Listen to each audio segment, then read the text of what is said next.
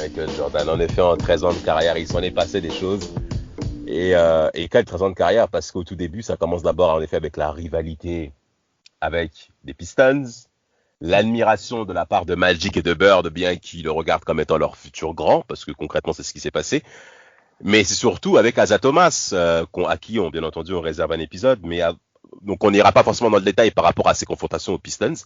Mais je peux au moins vous dire comment est arrivée cette rivalité. Déjà de 1, il faut savoir qu'en saison régulière, une fois Michael Jordan, durant la période Bad Boys, où il commençait clairement à s'identifier comme étant les Bad Boys, Michael Jordan a dit en fin de match, après avoir marqué plus de 60 points, personne ne peut m'arrêter. Et ça, dans la tête des Pistons, ça a été très mal perçu. Ça a vraiment mal passé. Et c'est juste après où, en effet, tous s'aperçoivent qu'il est extrêmement fort. De toute manière, Last Dance le dit, en effet, de la bouche de Asa Thomas. Mais par contre, les Jordan Rules ont été clairement une signification par rapport à ça, Vlad. Oui, c'était pas franchement l'équipe envers laquelle il fallait sortir ce genre de déclaration. Ah, pas du tout. Ça se résume juste à ça parce que voilà, les Pistons, en effet, on va pas revenir non plus dans le détail dessus, mais bon, c'est une belle équipe de tête de con pour dire un peu ce qui est. Et c'est là que vont venir notamment les fameuses Jordan Rules, parce que bon, après, au vu de la performance de Jordan sur les fin 80, tout début 90, le mec, en termes vraiment offensifs, c'est juste un rouleau compresseur en fait. Ouais, mais ça s'arrête pas. Voilà, c'est ça, ça s'arrête pas. Et il va même y avoir du coup voilà les fameuses Jordan Rules, donc qui vont se résumer en plusieurs règles selon son positionnement sur le terrain. Il va y avoir des prises à deux. Voilà, il va y avoir, c'est surtout sur des systèmes de prises à deux. Lorsqu'il n'avait pas le ballon en main, il fallait au moins garder un contact sur lui, le toucher, etc. Mais vraiment rentrer dans sa tête. Et notamment donc qui avait été mise en place par Chuck Daly. Et bon, ça nous a quand même donné de sacrées confrontations entre les Pistons et les Bulls, du coup sur la fin 80, début 90. Polo. Ouais, tout à fait. Mais je pense que comme vous l'avez si bien dit, c'est une équipe revancharde. Les Pistons, ils avaient beaucoup de fierté justement à faire comprendre à Michael Jordan que certes il était le patron à devenir, mais qu'il fallait compter sur eux pour l'embêter, être le poil à gratter de la NBA. Exactement, pour la gratter de la NBA. Et en effet, par rapport à des confrontations qu'on se souvient, notamment à des joueurs qui évoluent au même poste que Michael Jordan. Et c'est là où j'aimerais vraiment qu'on puisse mettre le point dessus. Parce que il y en a un, bien entendu, qu'on va revenir de suite dès début années 90, c'est Clyde Drexler. Michael Jordan sort en effet de sa victoire 91 avec les larmes aux côtés de son père, dont on se souvient tous, face à Magic Johnson, qui lui-même va confirmer que c'était concrètement un passage à témoin et que concrètement c'était son tour maintenant de régner. Et le premier qui va se porter face au règne de MJ, Sa Majesté, c'est Clyde Drexler. Quel est le premier point que vous pouvez dire par rapport à ce joueur au crâne dégarni, Polo, Vlad? Mais je suis surpris que tu passes la balle parce que c'est quand même un gars de chez toi. J'ai pas envie d'en parler. J'ai pas envie. Clyde Drexler, déjà dès le début en fait, tu as déjà une certaine concurrence et c'est une concurrence qui n'est pas volontaire en fait entre les deux. Ce sont pas les deux qui se cherchent, mais déjà rien que sur la draft 84, c'est les mêmes postes. Deux joueurs avec une quand même forte exposition médiatique et les Blazers choisissent d'abord Drexler. Drexler passe avant Jordan sur la draft. Incroyable. Donc là déjà, il va déjà y avoir une certaine concurrence qui va s'installer entre les deux et voilà, c'est deux profils qui sont, on va dire, quasi similaires, qui sont très aériens. Oui. Et ensuite, donc, il va y avoir par la suite donc la confrontation en 92 sur les finales de 92. Et c'est aussi simple que ça. C'est Jordan qui annonce directement qu'il va complètement annihiler Clyde Drexler. Et ça va se terminer avec un 4-2. Un 4-2 et surtout, je cite Michael Jordan sur Last Dance. Je cite: Clyde était une menace. Je ne peux pas dire le contraire, mais ça m'a vexé qu'on le compare à moi. C'est pour vous dire à tel point que Michael Jordan s'estimait et à Magic Johnson qui dira, en plus de ça, je cite Mike Magic, j'étais consultant sur NBC pendant ces finales en 92. Avant le Game 1, j'étais chez Michael en train de jouer aux cartes et il m'a dit, tu sais ce qui va se passer demain? Ce mec, je vais lui mettre cher. C'est ce que dit Michael Jordan à Magic.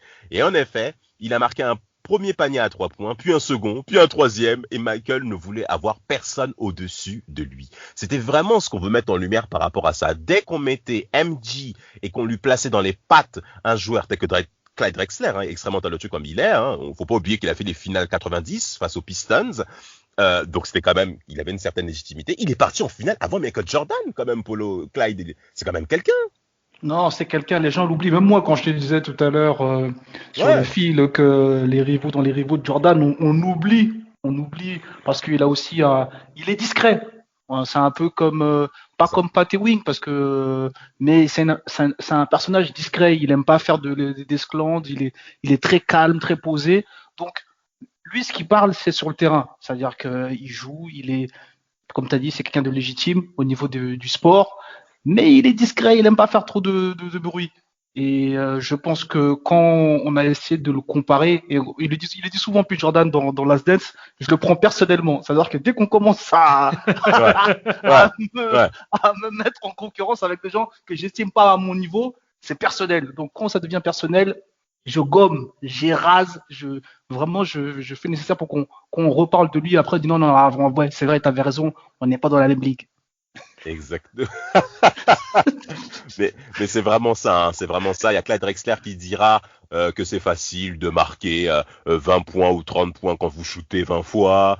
Il va lui aussi un petit peu piquer Michael Jordan par rapport à ça. Cependant, il est clair que Clyde Drexler va s'incliner comme beaucoup d'autres par rapport à MJ. Alors maintenant, cette fois-ci, messieurs, si ça vous dérange pas, j'aimerais entrer sur un autre personnage féerique de la NBA qu'on va forcément à qui dédier un podcast. C'est Charles Barkley. Charles Barkley, qui est lui aussi issu de la draft, je crois 84, ou 85, je sais même plus, par rapport à Sir Charles. C'est 84. C'est 84, c'est bien ce que je pensais, joueur des Sixers, et qui est transféré aux Suns. Alors lui aussi, il s'incline en playoff face à Michael Jordan, mais côté Suns, maintenant, ça devient différent. Parce que concrètement, il vient pour remporter le titre qu'il n'avait plus la possibilité de faire du côté de Philadelphie, contrairement à cette année avec Joel Embiid. Alors là, je vais vous citer Charles Barkley, certains propos de sa part par rapport à sa rivalité avec Michael Jordan.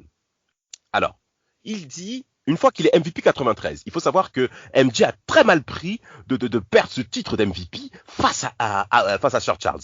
Et il dira, en parlant de Charles Barkley, vous savez, j'ai toujours pensé que j'étais le meilleur. Franchement, je pensais que Michael gagnait tout simplement parce qu'il était mieux entouré. Mais moi, au fond de moi, je pensais être le meilleur. Ce sont les paroles de Charles Barkley. Messieurs, on a affaire à une personne pour qui rien ne peut s'arrêter.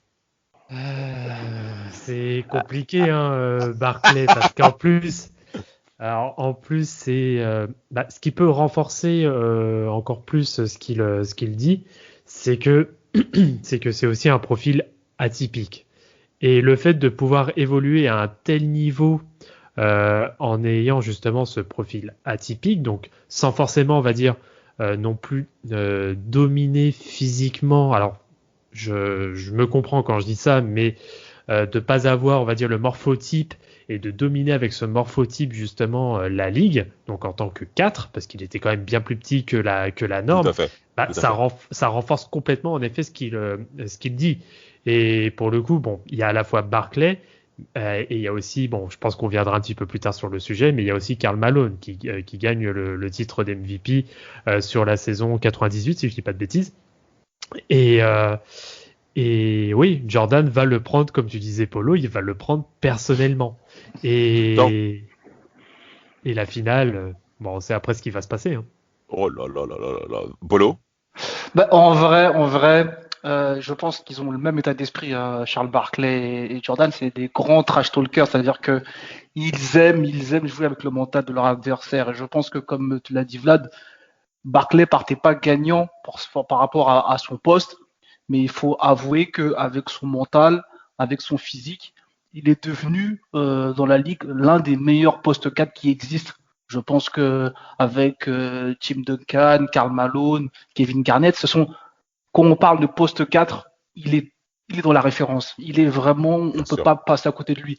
Donc je pense que ce sont des grands compétiteurs. Je pense que Jordan et Barkley sont de grands compétiteurs, mais comme on parle des rivaux de Jordan, je pense que Jordan est le compétiteur ultime. Mais je pense que Barkley est dans la compétition. C'est quelqu'un qui peut bousculer, qui peut faire en sorte que Jordan ne se sente pas bien. Même si on a vu que sur les finales, ça a été réglé. Mais je pense que avec son potentiel, il pouvait faire déjouer Sa Majesté.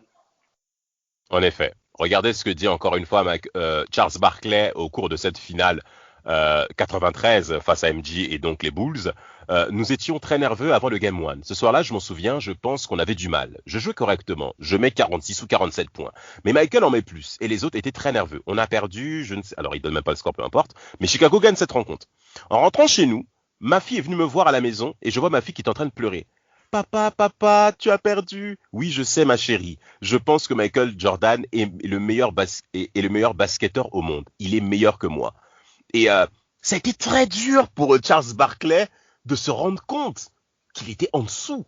Mais il faut vraiment qu'on mette ça en lumière pour nos jeunes auditeurs, justement, qui nous écoutent. Être un leader en NBA et aspirer à gagner, vous êtes obligé au cours des années 90 de faire face à Michael Jordan. Et ces joueurs tels que Drexler, Barkley et Wing, on va venir juste après, parce que là il faudra qu'on passe aussi à la conférence Est.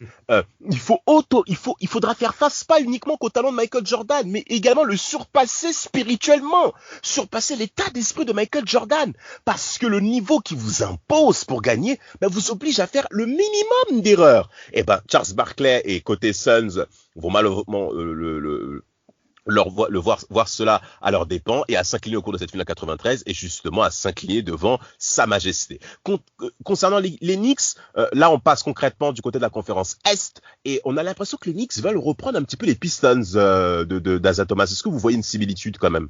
Oui, c'est le jeu dur. Oui, tout à fait. C'est vraiment ramener vraiment le charbon. C'est-à-dire que tous les points doivent être gagnés. Pas de easy bucket. Il faut vraiment aller les chercher. Donc, je pense que comme on précise dans un podcast par rapport à Patrick Wing qu'on sortira bientôt, bien sûr, c'est cet état d'esprit de difficulté, de défense pour vraiment déstabiliser l'adversaire, dire voilà, putain, ça va être difficile de marquer contre eux. Donc en effet, c'est vraiment cet état d'esprit de rendre les choses complexes. Mais Vlad, est-ce que tu crois vraiment que ce genre de truc aurait pu faire tomber Michael Jordan? Moi, je pense qu'il y a d'autres aspects qui auraient pu le faire, mais là-dessus, c'est un peu évident que c'était mort quand même, là. Moi, j'ai un peu l'impression qu'en soi, concernant les Knicks, alors je vais pas forcément me faire des amis, mais pour moi, il n'y a pas de réelle, en soi, il n'y a pas de réelle rivalité. À part les petites chamailleries qu'il y a à gauche, à droite, etc. Pour moi, une vraie rivalité, c'est quand tu as, oui, alors je vais terminer mon propos. Pour moi, une vraie rivalité, c'est quand les deux camps arrivent à gagner. Alors que là, sur les années 90, toutes les confrontations Bulls-Knicks, c'est 5-0 pour les Bulls. Ah ouais. Attends, quand tu dis 5-0, il y a 92, où ça se joue à très peu de choses, je crois, en 92 aussi. Il n'y a pas 4-3 en finale de conférence, là? Alors, je veux dire, les Bulls éliminent les Knicks en 89, 91, 92, 93, 96. Ah ouais. L'équipe barrage. C'est pour ça. Alors, je veux bien en effet entendre qu'il y ait, on va dire, une certaine animosité, ce qui est réellement le cas, parce que les deux équipes en effet ne peuvent vraiment pas se piffrer. Mais moi, c'est plus de l'ordre, comme on dirait, vraiment du bif, parce que c'est vraiment en fait personnel. Mais pour moi, c'est pas la rivalité. Enfin, moi, tu me dis un Chicago-New York, oui, c'est une rivalité, mais sans en être une réellement, parce qu'au final, c'est toujours la même équipe qui gagne. Et c'est malheureux, hein. Mais pourtant, il y a eu de très très grosses séries. Il y a même en 93 où là, on se dit, allez, peut-être éventuellement, les Knicks vont réussir à faire entre guillemets l'upset en menant d'abord 2-0, mais au final, non. Rien du tout. Non. Non, en effet, puisque les Knicks sont premiers de la conférence Est en 93, Pat Ewing est concrètement au sommet de sa carrière, bien entendu, et à cet échec, encore une fois. Et surtout, il y a même ce qui se passe, c'est que Charles Barkley dira, je reviens encore sur lui parce que c'est un personnage qui me fascine, quand vous perdez contre Michael Jordan, ça vous suit à vie. Mais on a l'impression que même Pat Ewing, ça le suit. C'est-à-dire, il y a des moments où Michael Jordan s'amuse enfin, s'amuse, non, mais parce que lui, rien ne s'amuse. Hein. Quand c'est la compétition, tout est une question de compétition. Il va toujours reprocher à ces mecs, je t'ai battu, même au téléphone. Pat Ewing dira ça. Il dira même, des fois, il va lui dire, ouais, années 90, t'as tout pris. En plus, il y a un game que ESPN diffusait, ESPN classique, hein, je parle bien, hein, qu'on salue, bien entendu, en nous écoutant. Il y a un dunk que Michael Jordan place sur la tête de Pat Ewing au Madison Square Garden. Et après, t'as Jordan qui insulte Ewing. Mais Ewing est à terre. Il est cuit. Et c'est pour vous dire à quel point cette animosité, comme tu parlais, Vlad, qui était extrêmement visible, même à l'œil nu. Et concrètement, moi, ça m'a clairement passionné. Et encore une fois, un rival à Michael Jordan qui n'arrive pas à tenir dragée haute à sa majesté. Est-ce que vous avez d'autres éléments, messieurs? Parce que c'est clair que les Knicks, quand tu nous as mis tout le monde d'accord avec cette série, hein, Vlad. Hein. Polo, tu as d'autres points à mentionner? Peut-être celui qui a fait le plus souffrir Michael en finale? Qu'elle fait le plus souffrir Michael en finale. Après, je sais pas si. Moi, je pense à mon gars Gary Payton, mais parce que c'est comme le dit souvent Samuel, je pense qu'ils avaient rien à perdre. Donc en vrai, comme ils étaient dans une position où pour eux c'était déjà bien d'être là, en vrai, ils jouaient sans aucune réelle pression. Eux, ils avaient juste à montrer que c'est des bons joueurs, c'est des joueurs qui sont mérités d'être en finale.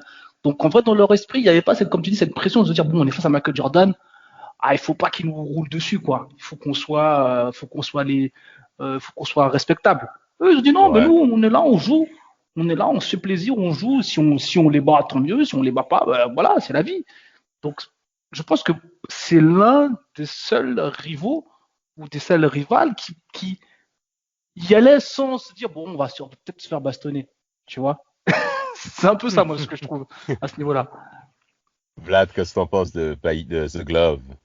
Ah bah, sur toutes les finales des Bulls, la Sonics Bulls, c'est celle que je préfère. Parce que, je sais pas, moi c'est celle que je préfère. C'est peut-être celle qui est peut-être un petit peu plus, peut-être un peu plus spectaculaire, ou, bah après, il y a des personnages aussi que j'aime bien, hein. Gary Payton, voilà. C'est un meneur que j'ai toujours apprécié. Mais, ouais, je sais pas, je trouve que c'est différent que par rapport à Utah.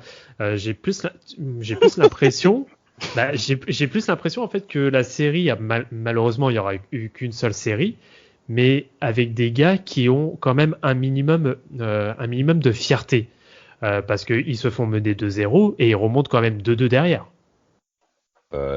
Ouais, c'est vrai. Ou c'est 3-0 et 3-2, je me rappelle. 3-0, c'est 3-0 en 96. Hein, 3-0, ouais, voilà, c'est ça, 3-0. Ils arrivent quand même à remonter 3-2. Tu dis, est-ce que ça va taper l'upset? Et au final, les mecs ont énormément de fierté. Et puis, ouais, je sais pas. En tout cas, c'était plus vraiment dans la globalité que j'avais beaucoup apprécié cette série. Mais Peyton. Alors après, Peyton et Jordan, de toute façon, ce sont deux gars en soi qui s'entendent bien déjà de base. C'est vrai. Et c'était plus un jeu en fait de se foutre dans l'art, limite même de s'insulter pendant le match, mais tu sentais que c'était vraiment un peu l'essence du jeu en fait, et que ça faisait clairement partie du jeu, et que derrière, une fois que le match est terminé, voilà, bon, on se serre la main, il y a rien de personnel, même s'il y a des choses qui pourraient être interprétées comme, mais oui, c'est ça en fait, c'est hyper sain, je trouve. Je vais vous citer Gary Payton mentionner un point de sa carrière face à Michael Jordan. Il dira, je cite, « C'était un match de pré-saison, lors de mon année rookie. On était en 90, donc juste avant le premier tripit. Il perdait encore contre Détroit, en parlant de Michael Jordan. Je me suis pointé dans ce match comme un numéro 2 de draft, parce qu'en effet, il était classé très haut à la draft. Je me foutais bien de savoir qui était Michael Jordan. Je me disais qu'il était bon, mais qu'il ne fallait pas exagérer. Michael était sur le banc pendant la majeure partie du match. En effet, c'est un match de pré-saison. BJ Armstrong a défendu sur moi et je lui ai mis 19 points. C'était un rookie. Évidemment, j'allais faire le fou. Je me suis mis à le chauffer et à courir devant le banc des Bulls. C'est ce qu'a fait Gary Payton déjà. Pour dire à tel point que le mec, il est starpé.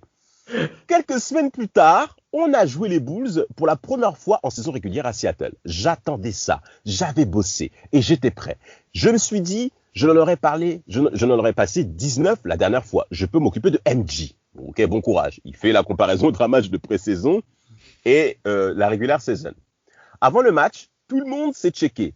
Michael ne m'a pas serré la main. Il s'est retourné vers Armstrong et lui a dit « Laisse-moi m'occuper de ce putain de rookie ». Tout le monde a pu l'entendre. Le match s'est poursuivi. Je me suis mis sur Michael et Phil Jackson s'est mis à appeler des systèmes pour Michael. 4 fois, 5 fois, 6 fois de suite. Et Michael a marqué à chaque fois en jouant à un niveau que je n'avais jamais expérimenté. C'est pour vous montrer l'écart qu'il y avait entre MJ et les autres. J'ai fini sans marquer le moindre point. Et MJ a fini avec 33 points. Incroyable. Vers la fin du match, il s'est approché près du banc et de moi alors que ça jouait encore. Puis il m'a regardé fixement. 2 petits points. Tu vois toute la merde que tu as sortie en pré-saison? C'est la réalité ici. Bienvenue en NBA, petit gars. Il n'avait même pas l'air fâché ou quoi que ce soit. Il mâchait juste son putain de chewing-gum. Ouais, j'en avais parlé quand on avait fait le podcast de Gary Payton, justement. Et c'est vraiment tu sens que tout est pris personnellement. Il n'y a pas rien n'est laissé au hasard. C'est vraiment le mec, c'est un assassin. C'est-à-dire que tu m'as dit un truc, une merde, il y a 2 semaines sur un truc, j'ai pas oublié. Mais ça s'arrête pas. Ça ne s'arrête pas. Mais c'est ce degré de confiance que les gens n'arrivent pas à avoir. Et je pourrais même ça en parallèle avec, je pense que c'est aussi la différence aussi avec Kobe Bryant, par exemple, qui a aussi fait en sorte d'avoir le même état d'esprit par rapport à MJ. Mais MJ, tu sens que c'est quelque chose où même tout autre sportif ou même toute personne qui regarde même pas le sport voit cette différence. Elle la voit. Alors après, tu as d'autres personnes dans la ligue qui ont essayé d'affronter ça concrètement, physiquement. C'est Reggie Miller.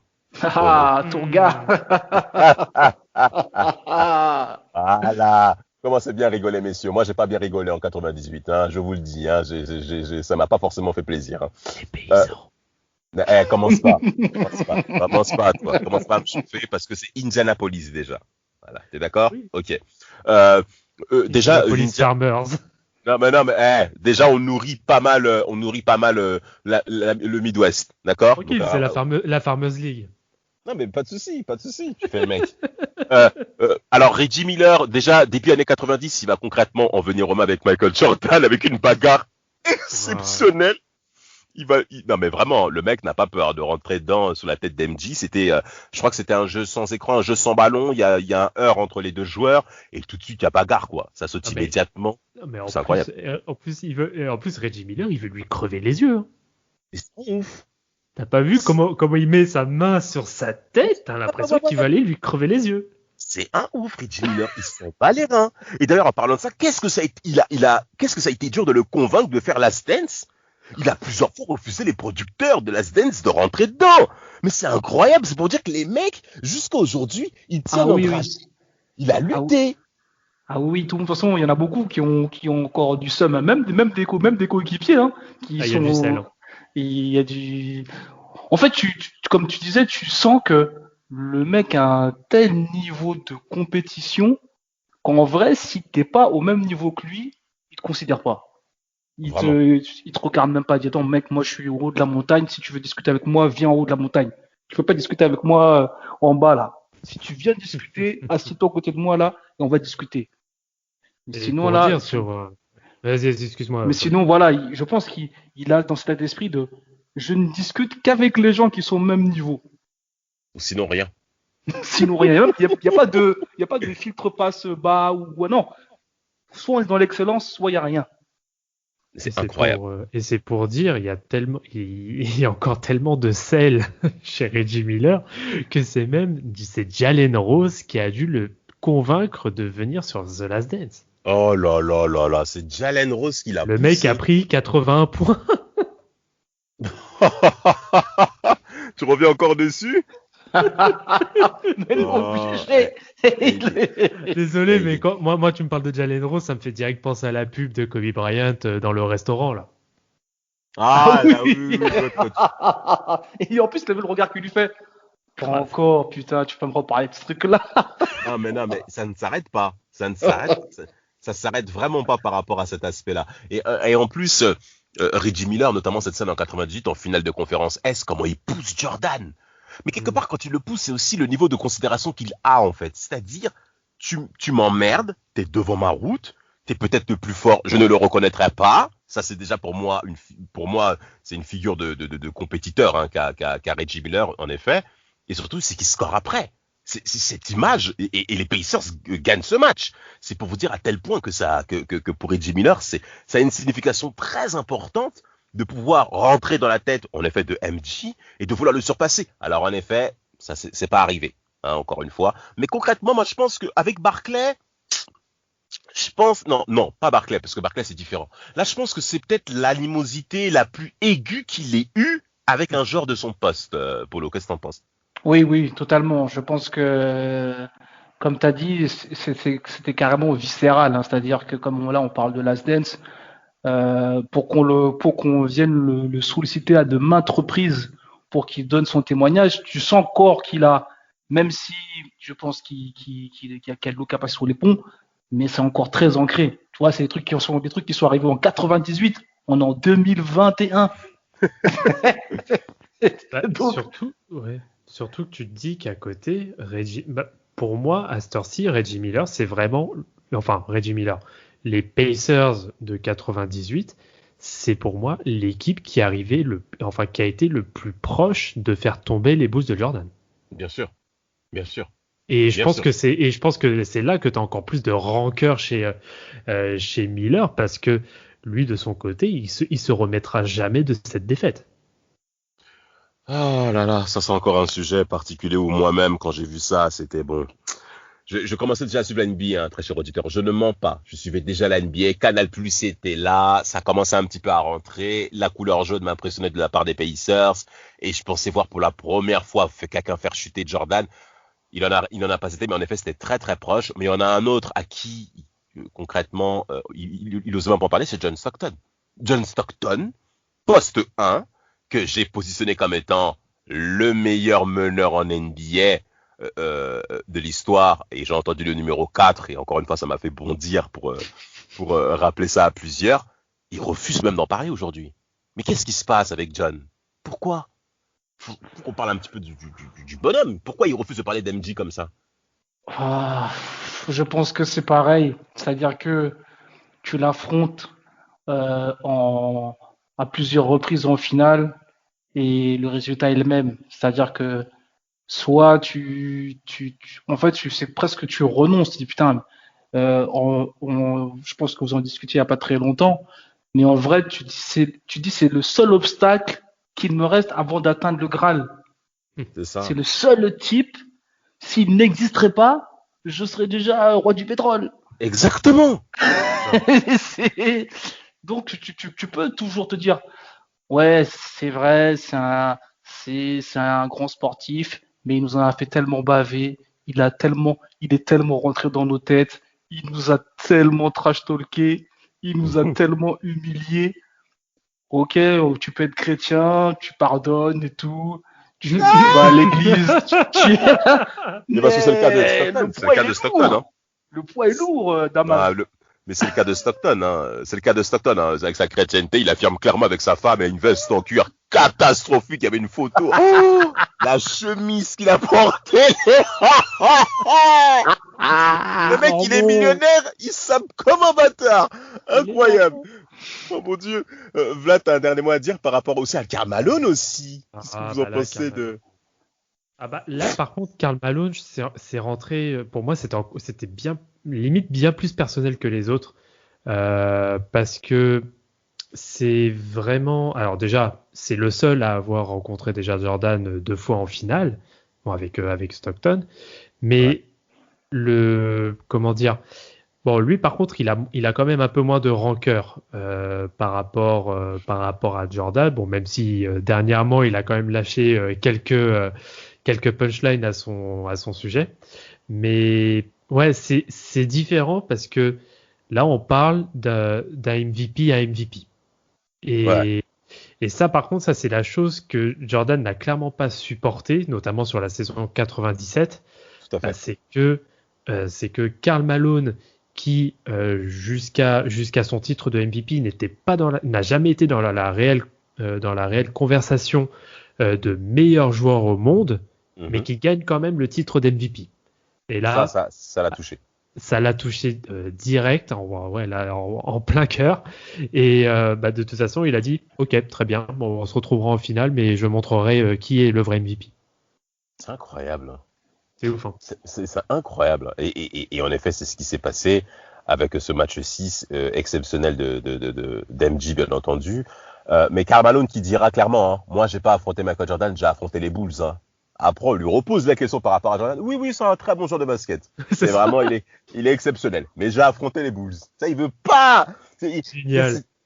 Mais c'est incroyable, quoi. Quel personnage, ce mec. C'est vraiment un type de saloon, quoi, avec ses chapeaux et ses camions. Mais ses motos. Mais le mec, il est fermé. Il bouche la porte à la reconnaissance d'autrui. Limite, c'est du déni, en fait. Mais bien sûr. Oui, c'est un peu ça, je crois. En fait, t'as un traumatisme et tu développes du déni, en fait. Non, mais et ça ne s'arrête pas. Ça ne s'arrête pas jusqu'à aujourd'hui, 20 ans plus tard. Alors, messieurs, moi, j'aimerais vous donner un adversaire potentiel que Jordan n'a pas affronté. Qu'est-ce qui serait passé, selon vous, avec Hakeem Olajuwon? C'est une très bonne question. Franchement, c'est une très bonne question et je pense que tout le monde se la pose, mais c'est difficile de faire un match-up parce que ils sont pas au même poste. Mais c'est vrai qu'on a fait des podcasts sur les finales de Houston face aux jeunes loups d'Orlando. C'est vrai que à son prime, Hakeem Olajuwon était vraiment une machine de guerre aussi. C'est-à-dire que il était toujours présent dans les moments chauds. Quand il fallait mettre un panier, quand il fallait prendre un rebond, quand il fallait rebooster son équipe, tu pouvais compter sur lui. C'est ça. Même si lui aussi va prendre des fessées en play-off aussi, hein, durant les années 90. Hein. C'est vrai qu'on dira qu'Hakeem Olajuwon a gagné pendant que Jordan était absent, mais quand Jordan était là, il n'était pas forcément en finale aussi régulièrement, Vlad aussi. Hein, il a aussi perdu, hein, Hakeem The Dream. Oui, en effet, il a perdu. Bon, lui, par contre, il a connu les finales très tôt. Donc il y a ça aussi qui joue en son avantage. Mais la fameuse théorie où on dit que si Jordan n'avait pas pris sa première retraite, les Bulls auraient enchaîné 8 d'affilée. Très honnêtement, si c'était bien sûr avec bien sûr des si, on refait tout un monde, mais s'il y avait une confrontation Bulls Rockets, je suis pas si sûr au final. Hein. Parce c'est que vrai je sais pas, parce que pour le coup Olajuwon quoi. Olajuwon, on le sous-estime énormément quand même. Et on sous-estime aussi pas mal l'équipe de Houston de l'époque. Hein. C'est une équipe qui a du cœur, qui a de la fierté et franchement, je mets pas ma main coupée que les Bulls passent forcément. En tout cas, je pense s'il y avait double confrontation sur les 2 années d'affilée, je suis limite prêt à mettre ma petite piécette que Houston en remporte au moins un. C'est fort probable. En tout cas, MJ va toujours maintenir cette idée de confrontation avec les joueurs des années 90. Asa Thomas dira qu'au cours des années 80, il a beaucoup perdu, mais années 90, c'était pour lui. Et en effet, ça l'a été.